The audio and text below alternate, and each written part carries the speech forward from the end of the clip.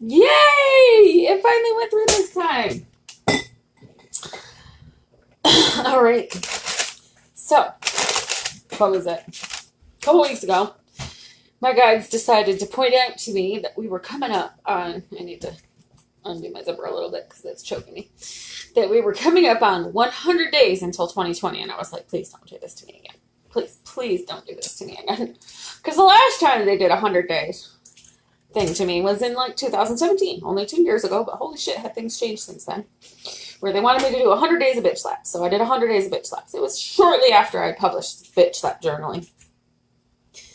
So I started the 100 days of bitch slaps, and in no time, everything had changed so dramatically that it was like me living a whole new life. So they decided this year I'm going to do a 100 days thing again. But it's not going to be 100 days of bitch slaps. It has to be 100 days of whatever. I was like, okay. So then a couple weeks ago, they decided that I need to do a cooking show. So this is not just a cooking show, though. This is cooking and magic and life and living as a hermit, as a bit of a weirdo, as a witch, as a sorceress. Lots of chaotic events last week. I won't go into that. If you follow me, then you've seen it on my newsfeed, so you know what's going on. Yesterday, I posted a recipe for no-knead cinnamon rolls. And I made my dough last night. Super, super easy. Let me pull it out of the cupboard now. Super, super easy. You just throw the ingredients together. If you look and see, it's all bubbly there and starting to pull away. And I've been really super loving the no-knead breads lately because they're easy. You don't have to knead them. I don't have to worry about them. They don't take a lot of time. They're super, super easy. And I found this recipe. I'll have to find the YouTube channel and link it because it's great. He's got a lot of no-knead recipes. Lots of no-knead recipes. Artisan Bread with Steve, I think, is the channel. Steve spelled S-T-E-V.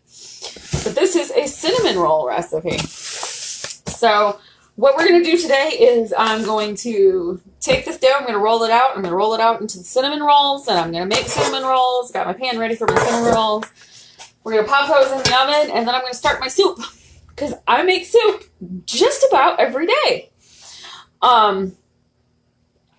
And I'm going to start my soup. And soup today is going to be beans.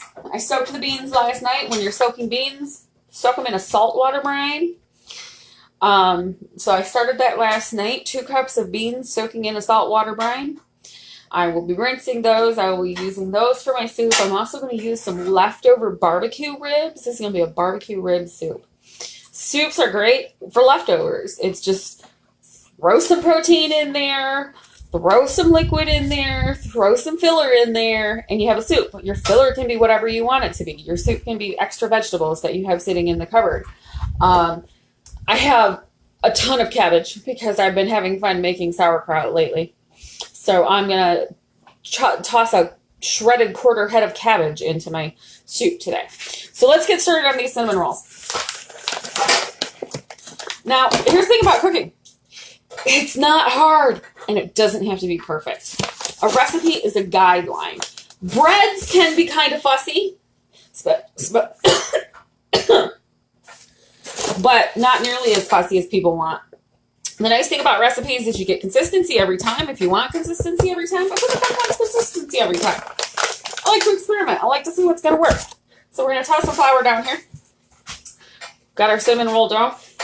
I'm just going to pull this out. The no-knead doughs are really sticky. This is one thing about these no-knead doughs is they have a really high liquid content compared to a kneaded bread dough or a bread machine bread dough. I have a bread machine, which I don't like the way bread machines bake bread, but it's great for kneading the bread for you. But this doesn't even need a bread machine. But again, it's super, super sticky. It's super, super loose. It's not going to hold together in quite the same way that a lower moisture content kneaded bread is going to. But The no-knead doughs take a lot less time and a lot less energy. And with the attention span of a hummingbird and the energy level of a sloth, no-knead bread recipes are perfect for me. So I'm just going to sprinkle some flour on here. And again, it doesn't have to be perfect. You just kind of want to fold it over a couple of times to get flour coated on each side so that it doesn't stick. And then you're just going to flatten it out. So if you followed the post yesterday and you made your recipe and you got your dough, you're just tossing it out onto the counter. I just threw some flour down onto the counter. And this is what my dough looks like.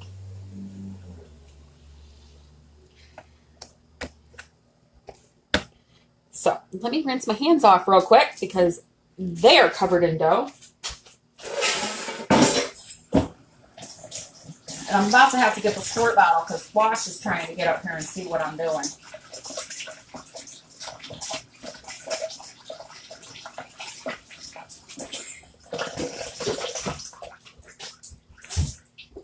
Out of the kitchen. Out of the kitchen. Cats.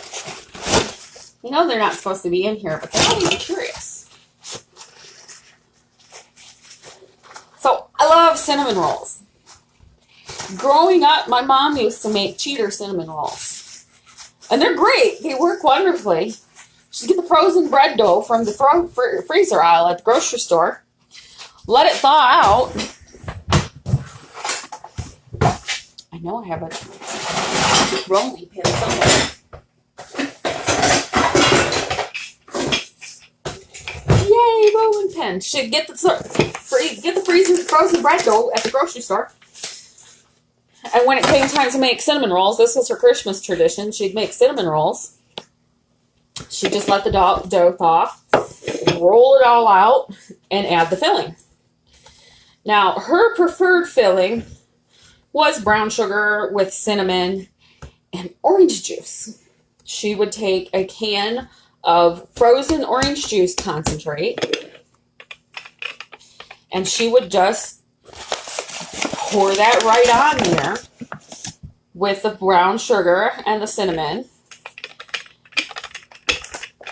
and that would be her filling for her cinnamon rolls.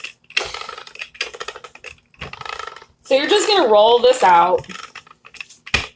Let's see if I can show you this rolling out a little bit.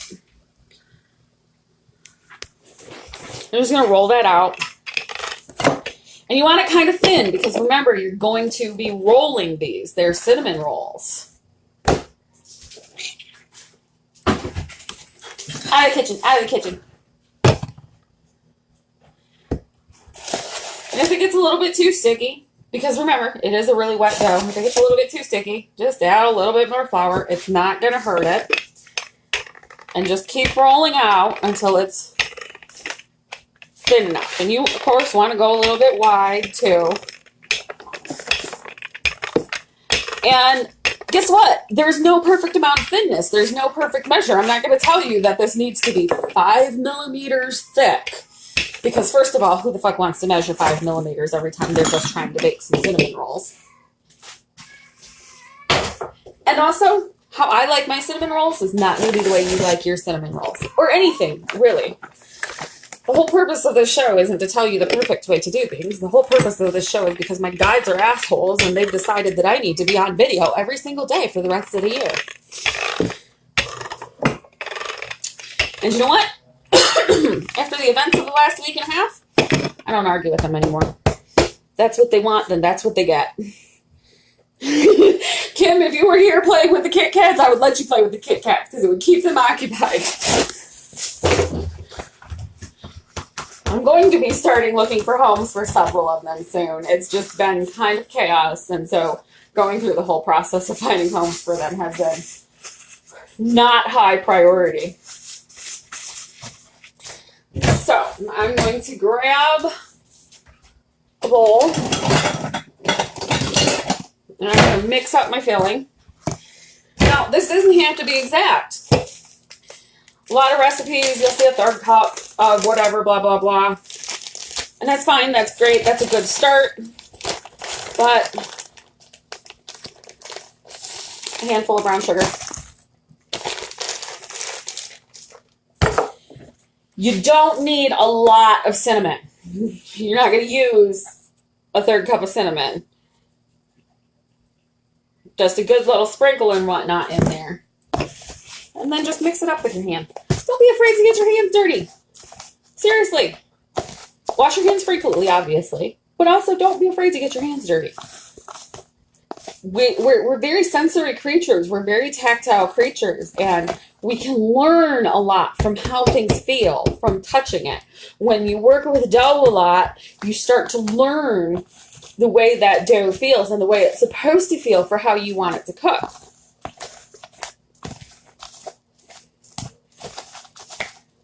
So I've got this all mixed up. And the nice thing about cinnamon rolls is you can go with a basic filling that's part sugar and part cinnamon. I'm using brown sugar and cinnamon. You can also use white sugar and cinnamon. Or you can add other things to it. Pumpkin spice cinnamon rolls. You can add nutmeg to it. You can add ground cloves to it. You could add chopped walnuts to it. Just really think, what would be really, really yummy? What do I really, really like? Ooh, now that I say chopped walnuts, let me see if I have walnuts.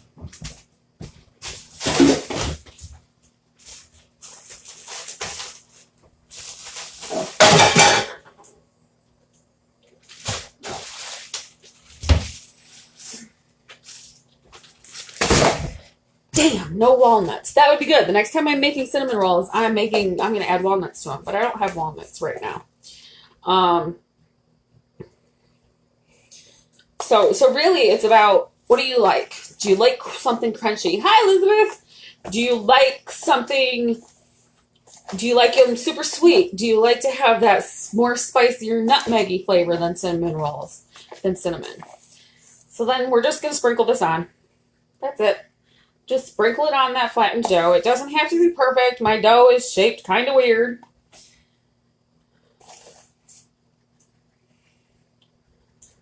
And it's okay if you use a lot in the filling. That just means you're going to have oogier, gooier, sweeter, lovelier cinnamon rolls. And, like, that's just freaking awesome.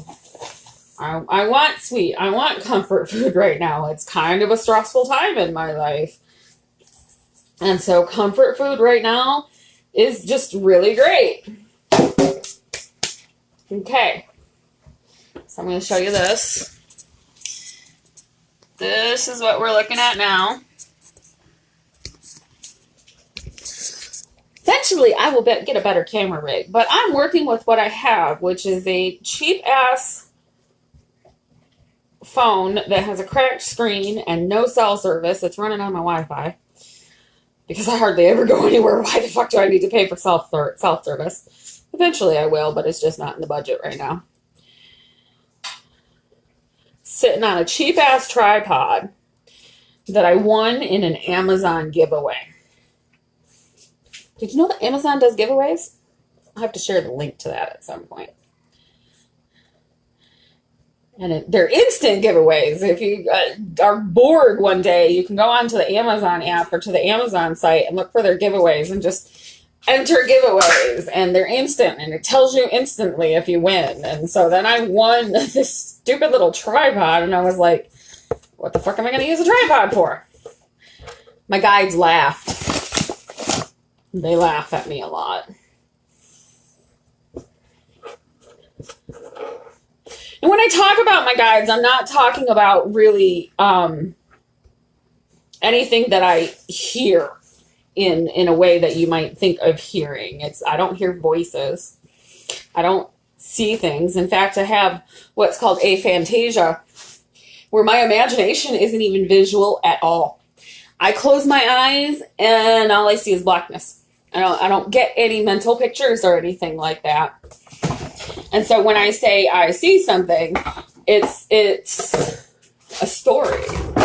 My brain is telling me a story. Well, I know it's my guides when my brain argues back with me and wins.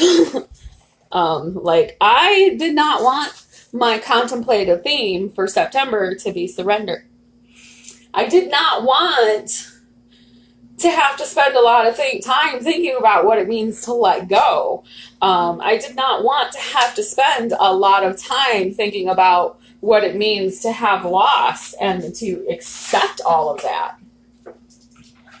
And yet here I am, having to surrender to life events, unexpected freak accidents, and the way that one very brief moment can change everything. And so that surrender is surrendering to the events of life. And I so absolutely did not want surrender. When my guides gave me surrender towards the August, and I got that September is going to be surrender, it was like, no, this is going to be awful. This is going to be painful. And then my husband dropped his gun. It went off. It shot him through the arm. It got him, went through here, through the bone, came up here, went through here, and came out here. So he's got 4 wounds. And it was messy. It was really, really messy. I knew surrender was going to be really hard. I did not know it was going to be this kind of hard. But I'm okay. It was definitely shocking. It was definitely traumatic. The whole first week after it happened, I was just kind of in this zombie fugue state where it was like, where is time going? But I'm better today. Things are starting to move forward. Things are starting to clear up. I'm starting to see where things might be heading. And I'm better. So now I'm cooking, which I do all the time anyway because I love to cook. I love food. Food is such an essential part of our lives. It's such an essential part of our being. We can't exist without it. So here's what we're going to do. I'm just going to take a round pan. Doesn't have to be anything fancy. And I have these great parchment paper sheets. And I'm going to take 2 of these. And I'm going to close the window because it's deciding to blow my parchment paper all over the place. And we're just going to lay these parchment sheets in here, crossing each other.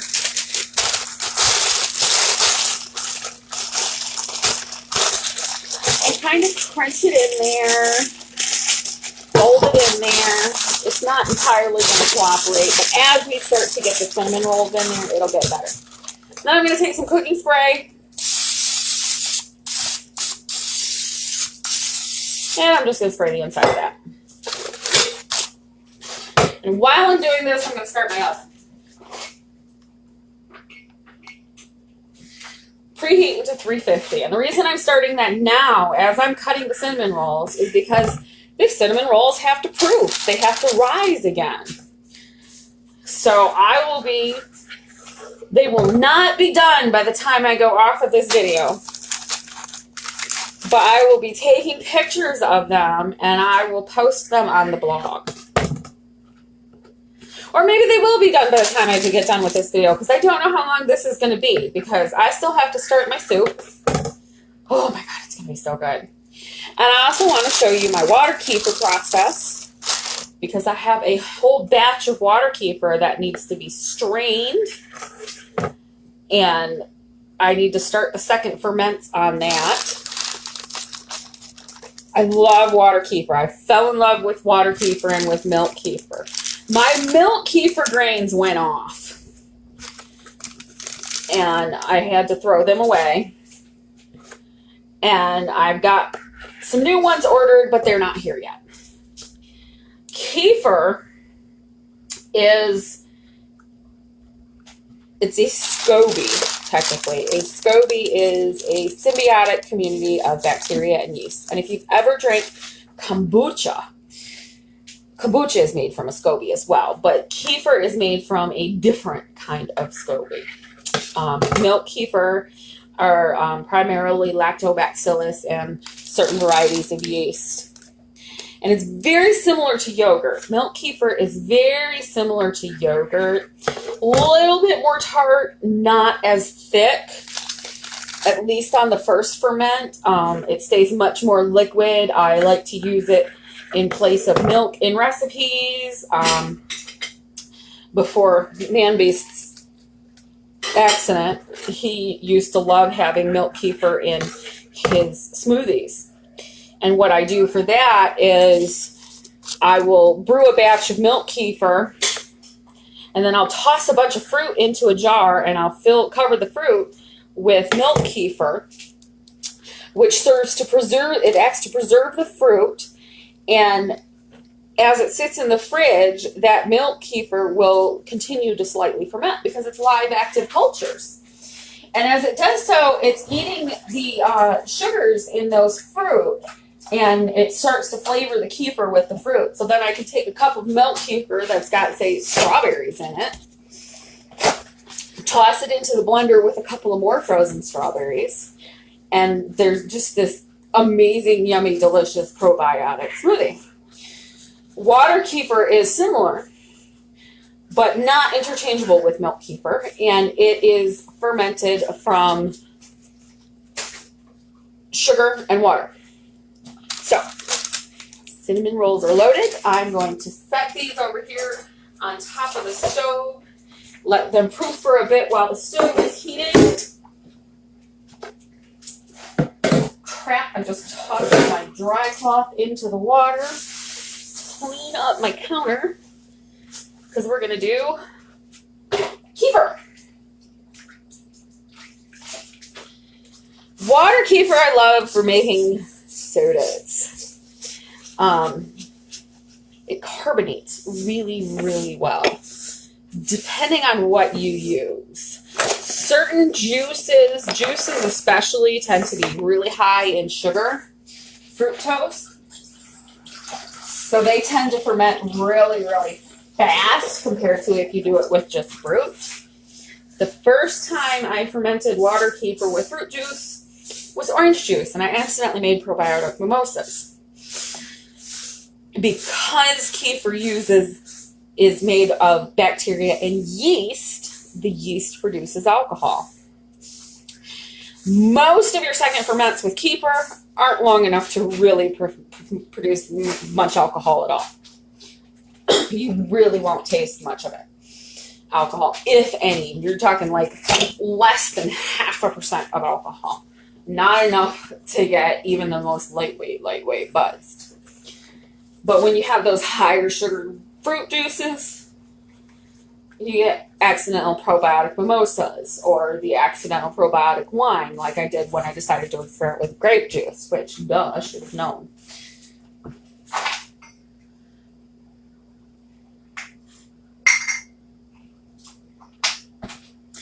These are my current favorites. This is a cranberry mango juice with the water kefir, which I've been burping them, so they're not super fizzy right now. Oh, there's some fizz. That one squirted a little bit. These will actually go in the fridge. Just a moment.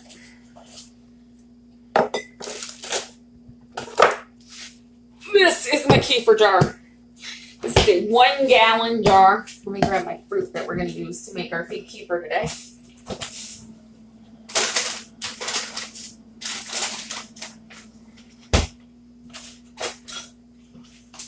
This is a 1 gallon jar.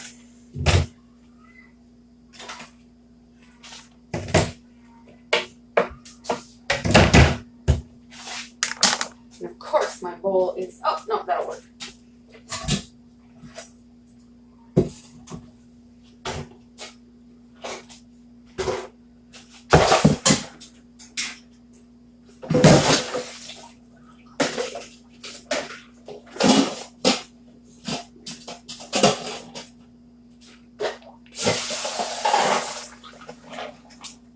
Drain my beans that I've had soaking so that I can wash out my bowl.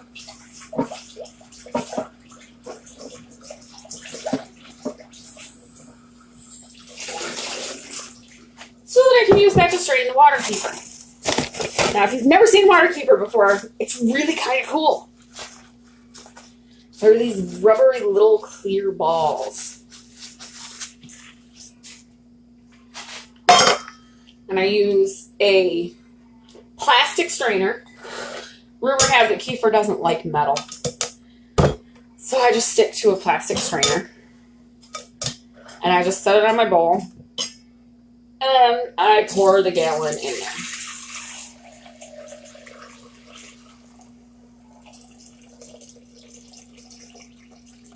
Now, my bowl fills up before the whole gallon empties. So what I tend to do then is I empty the bowl into my quart jars. And since I'm doing a second ferment with the water kefir, it's probiotic. And so these are really what it is I'm making probiotic soda. I'm trying to quit drinking Mountain Dew. I'm trying to quit heavily sugared drinks. But I like the fizz. I really like the carbonation. And so I got hooked on water kefir. So I have making these sodas. They're good for my stomach and also good for my brain because there is a huge gut-brain connection. The gut is the second brain, has nearly as many neurons in it as the brain, produces up to 90% of our serotonin and 50% of our dopamine. Those are two of the feel-good chemicals that help our brains function, help our executive functioning, help our moods, help our emotions, and just help keep things running. So if our gut biome is off, then everything's going to be off. And the water kefir for the fruit fermentation doesn't take a lot of fruit. I just toss a little bit there in the bottom.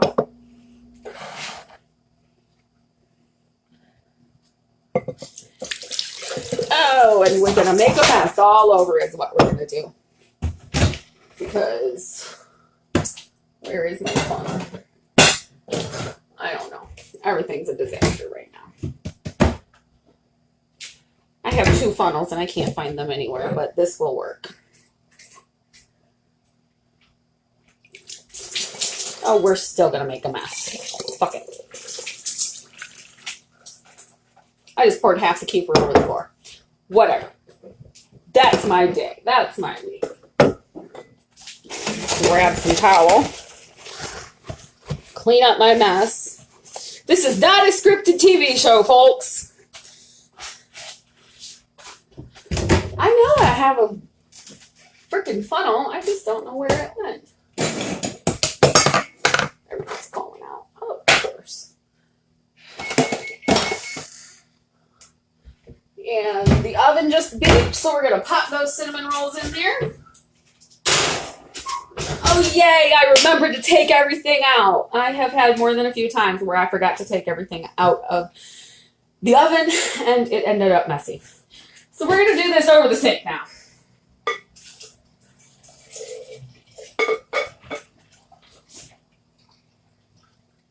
There we go. Much better. Much better. Now I'm going to grab coffee filters.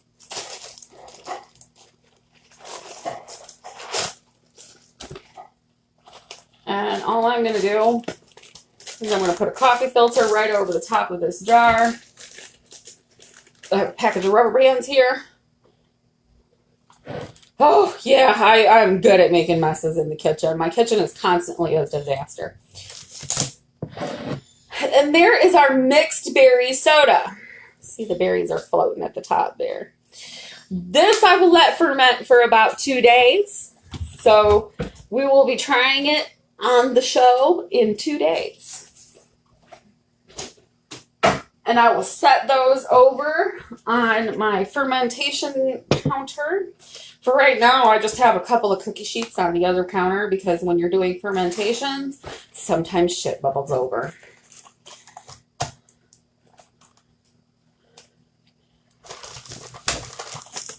That's the 2 jars that I got full.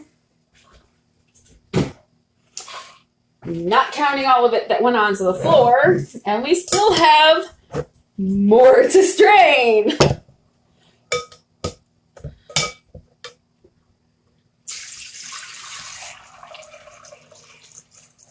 This is where we get to the fun part. This is where we get to the grains.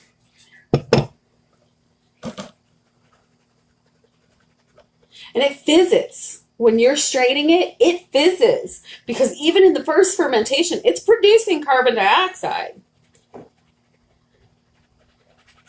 So I'll open it and the bubbles will fizz right to the top. And as I'm pouring it, you can hear it fizz. This is what water kefir looks like.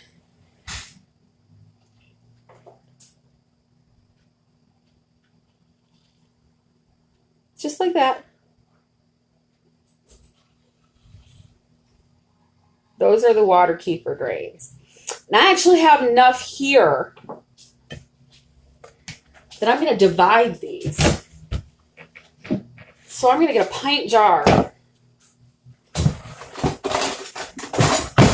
I'm going to take 1 cup because my kefir ratio, which every person has their own, every person does theirs differently. My kefir ratio is 1 cup of grains per gallon plus 1 cup of sugar. So I'm going to take my cup of grains, and the rest I'm just going to pour in this pint jar. And that's going to go in the fridge until that pint jar is full. And once that pint jar is full, then I will put it in the dehydrator. I will dehydrate these grains. And I will have them available if anybody wants to request some. Probably for like $5, which will cover shipping and time. So those will go in the fridge when I put the sodas in the fridge. And I have 2 more of these jars filled. So we're going to do that over the sink too, because when's a mess.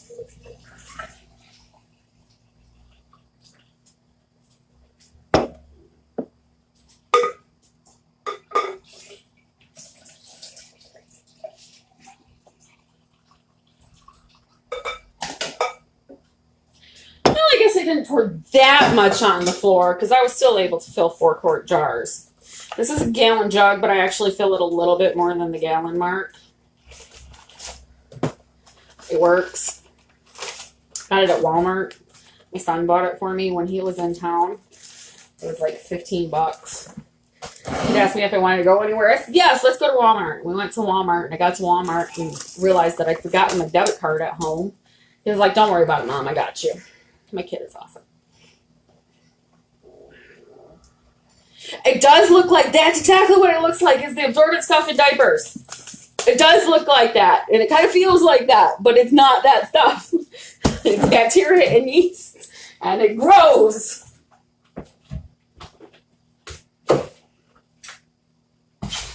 And when I say it grows, mine just about doubles every 2 days.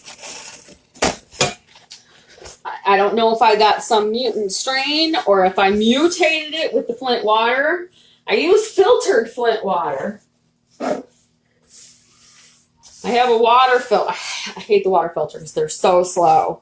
So every few days, what I will do is I will put the water filter on the faucet and I will fill several gallons of water with the filtered water.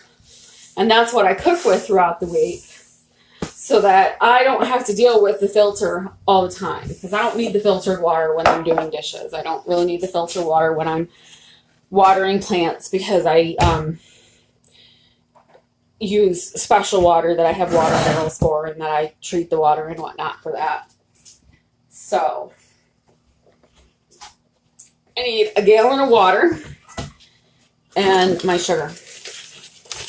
Now, with water kefir, with milk, you don't have to add anything but milk. You just put your kefir in the milk. The milk has everything that you need in it. With water kefir, you have to feed it. And its basic food is sugar. Every few batches, I will also add some molasses and some dried crushed eggshells. Because just like us, water kefir needs minerals. With milk kefir, it gets the minerals from the milk. So that's not an issue. But with water kefir, every so often, you do need to add more than just the sugar. But I'm not on an add more than just the sugar cycle right now. So I'm just going to fill this up. That's it.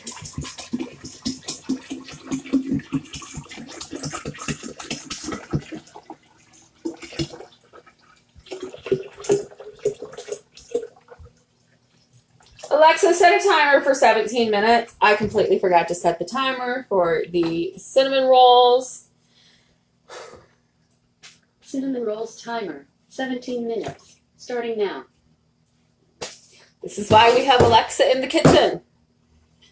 So that I can tell her to set timers. Because otherwise I forget and stuff gets burned. There's a reason that I have a hard-boiled egg cooker.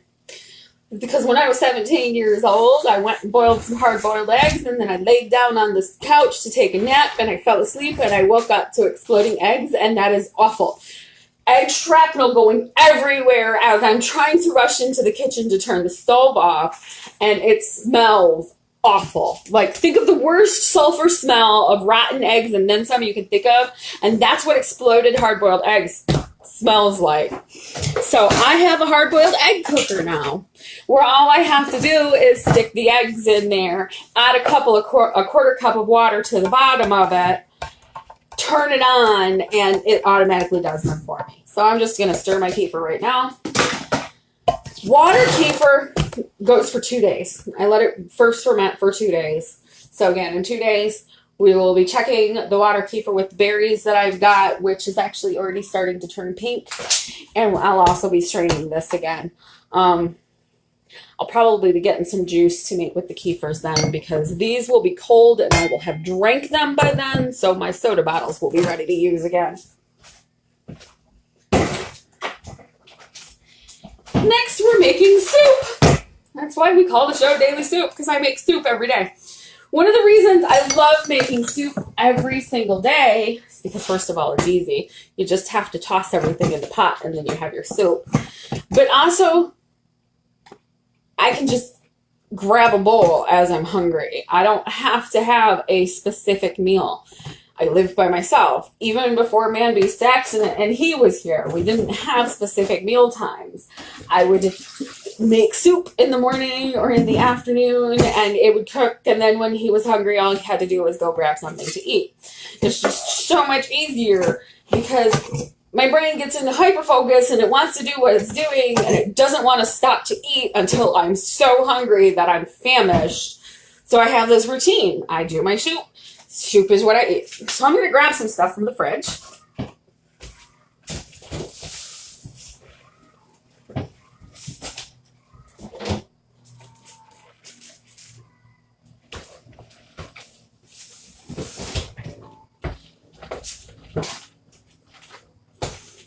And I have leftover barbecue beef ribs and a head of red cabbage. This red cabbage, I'm only going to use a quarter of this for the soup because I actually want to use the rest to make some sauerkraut. We're going to make sauerkraut tomorrow, guys. I know more than a few of you have asked me to do a how-to on sauerkraut, and it's so easy. It's kind of scary to think about it until you do it, and you're like, oh my God, that was ridiculously easy. Like, am I going to ruin it? Am I going to mess it up? Is it going to be awful? Oh, it was so good. It is cabbage and salt. That's it. That is your basic sauerkraut recipe, is cabbage and salt. So I've got cabbage. I've got leftover barbecue beef ribs. And I also have Great Northern beans. 2 cups of Great Northern beans that I soaked in brine, salt water overnight. Soak them in salt water because it softens the shell faster than plain water does. You can soak them overnight. You can soak them up to a day even. But it softens the shell better so that your beans cook faster. You definitely want cooked beans. You don't want to eat dried beans. Squirt bottle. Out, out, out, out, out, out, out. Grab a knife here. I'm going to set my leftover pork ribs off to the side. I'm just cut out this core of this cabbage. Normally, what I would do with this core of this cabbage is chop it in half and toss it into each of my perpetual stock pots. But my perpetual stock pots got forgotten last week and they went dry and they went bad. So I had to toss them and I haven't restarted them yet. So this is actually going to go into the compost bin this time. I'm just going to cut this cabbage into quarters. I really only want to use about a quarter of it for this soup. I don't want a whole lot of cabbage in it. I just want a bit of flavor in there. And I really do want to use this cabbage for sauerkraut. So I'm just going to slice this cabbage in shreds.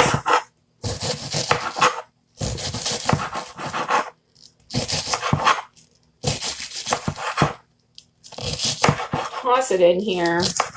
And I'm going to have to put my damn water filter on because I forgot to fill all my water jugs. I hate that water filter. I'm just going to toss it in a pot. For my soups, I usually just use a 10-cup rice cooker. A rice cooker is just a pot that boils water.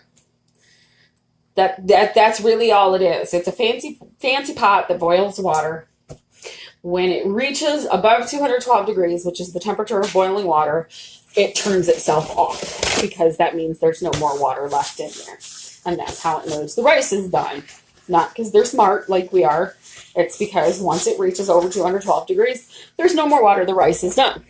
So knowing that it's a pot that boils water means it's useful for any way that you want to boil water. Cooking noodles, making soups. And because it has the keep function on it, once your soup is cooked, you can put it on the keep function and it's going to stay warm. So then I have my leftover barbecue ribs. Bone and everything, I'm just going to toss right in there.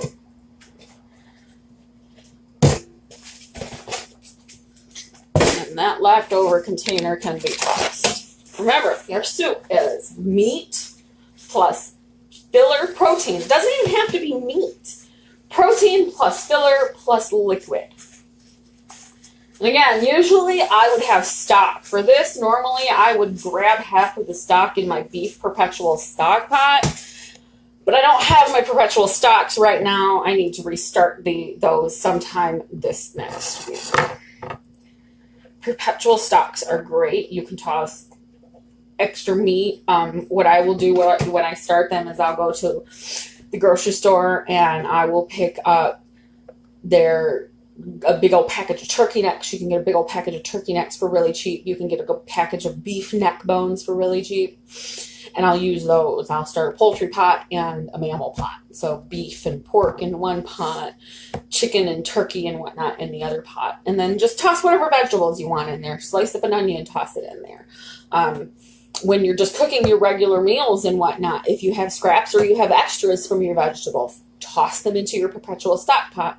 I use crock pots for that. In the morning, I will turn it on to high, bring it to a boil, add any water I need to bring it to top it up, bring it to a boil when you want it to a good rolling boil and let it boil for a while, and then turn it back down to warm in the afternoon.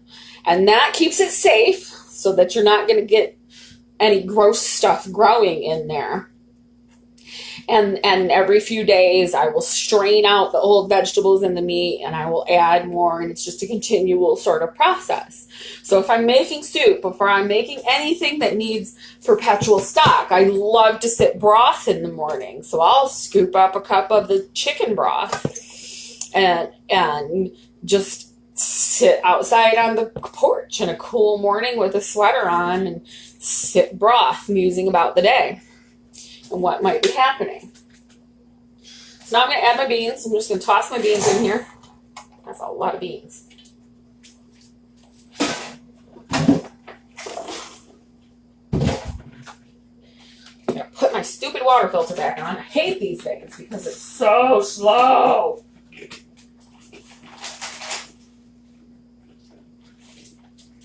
That's why usually I keep several full jugs of water.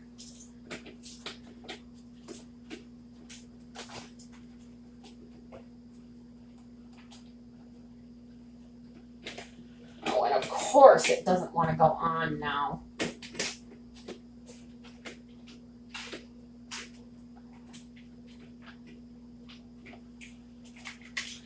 The water filter's being done. It's a brand new water filter. I live in Flint. Of course, everybody's heard of the Flint water crisis. The mayor is actually blaming the recent rash of violence that we're having on the lead. Mind you, they've been telling us that the lead has been out of the water for several years now, but somehow it's the lead's fault that there's a rash of violence. Couldn't have anything to do with the poverty and the gentrification. Couldn't have anything to do with the fact that we have corrupt city officials who have taken away from infrastructure budgets so that they can line their pockets. Nope, it's the lead in the water, which the lead in the water has been problematic. My ADHD absolutely got worse after the water crisis. But pointing to that as the source of all of Flint's ills is really bypassing the many, many issues that Flint has. And Flint has so much potential. So much potential. This is probably one of my pitfalls, is that I can see the potential in even the worst person in the worst city. But Flint does. Flint has a lot of great potential. We have this great urban gardening movement. We have great arts and culture. We just have corrupt government. All right, so now that my water filter is on, all I'm going to do is fill the pot. That's it. I'm just going to let that sit there and fill the pot for a while. So, I'm trying to decide if this is going to be a soup or a stew. The difference between a soup and a stew. Here's your basic difference between your soup and your stew. Your soup is watery. Your stew has a thickener. This will probably naturally sort of become a stew because beans will act as a thickener. As they cook, a lot of the starches will go out into the water, and that acts as a thickener. Another thickener that you can use is cornstarch. You can also use flour.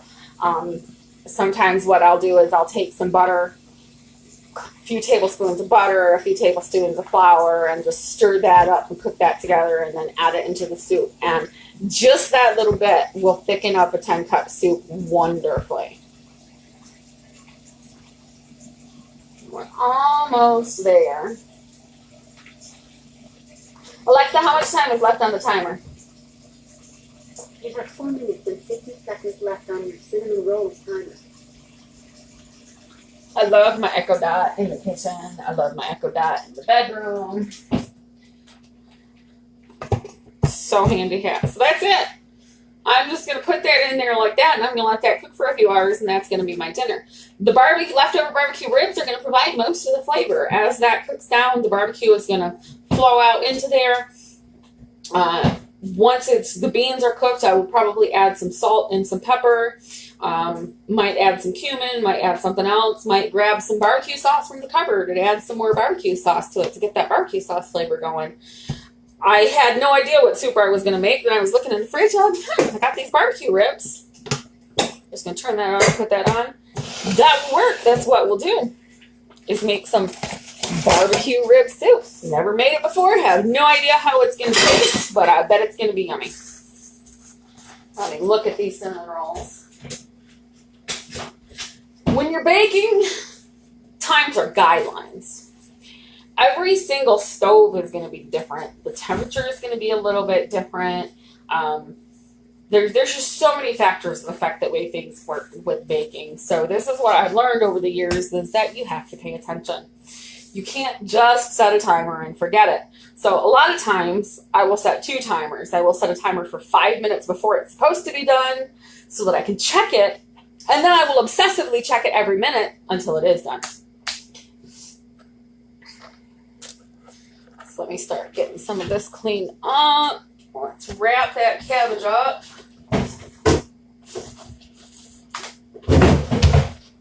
Wrap that cabbage up because, like I said, tomorrow I'm going to teach you how to make sauerkraut. I'm telling you guys, it's so easy. It's so easy to make sauerkraut. Nothing I do is hard. And maybe it's just me, but it's really not just me. Fermented foods, sauerkraut, pickles are a fermented food. All of that stuff was developed as ways to preserve food. So this is a wonderful time of year for doing this. It's when you don't have electricity, when you don't have refrigeration, how do you keep the harvest to last through the winter so that the village doesn't starve? Well, there's lots of ways to do that. With wheat, you bake a lot of bread. Wheat, you can ground it into flour and it'll last a long time, and you can bake it into bread.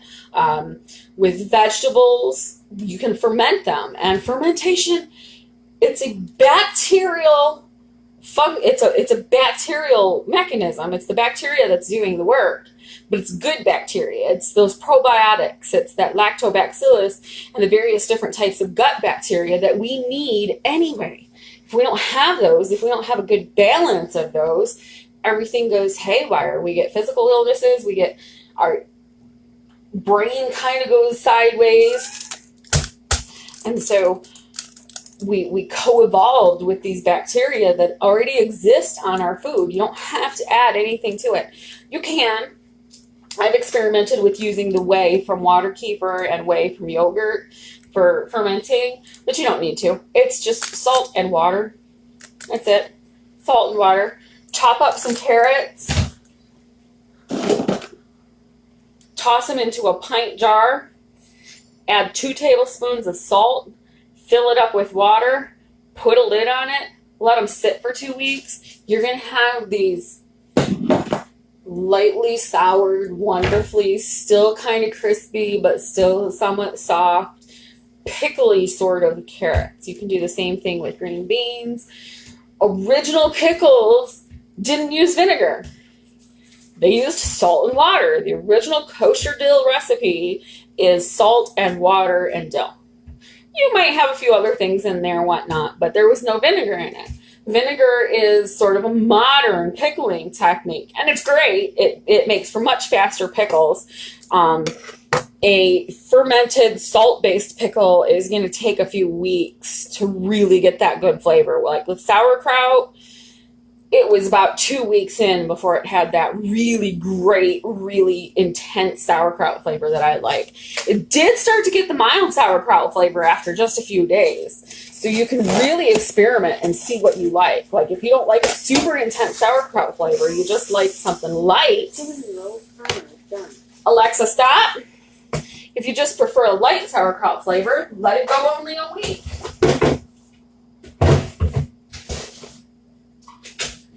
Alexa, set a timer for 2 minutes. I'm going to let those cinnamon rolls go a little bit longer. 2 minutes. Starting now. So, where was I? Yeah, sauerkraut. So you can let it go for a week. If you only like a light flavor, you can let it go for 2 weeks if you like a really intense sauerkraut sort of flavor.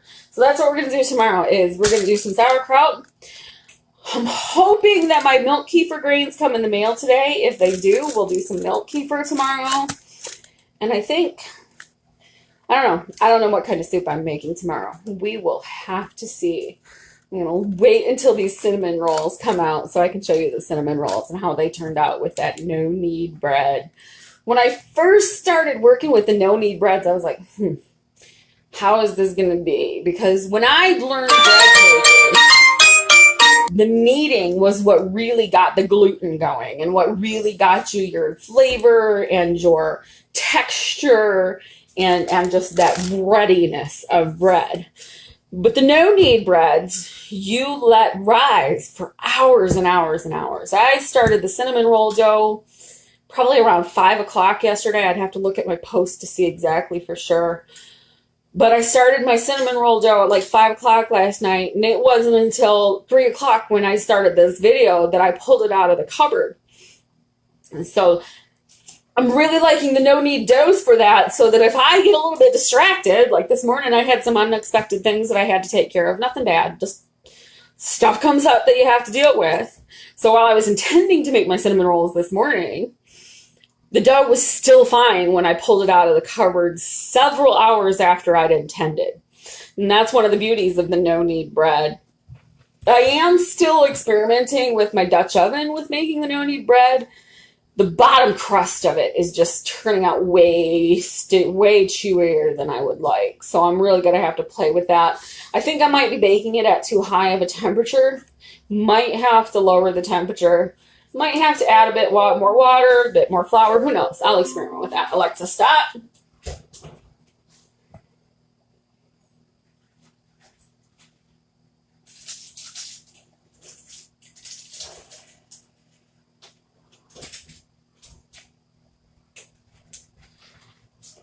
There are the cinnamon rolls.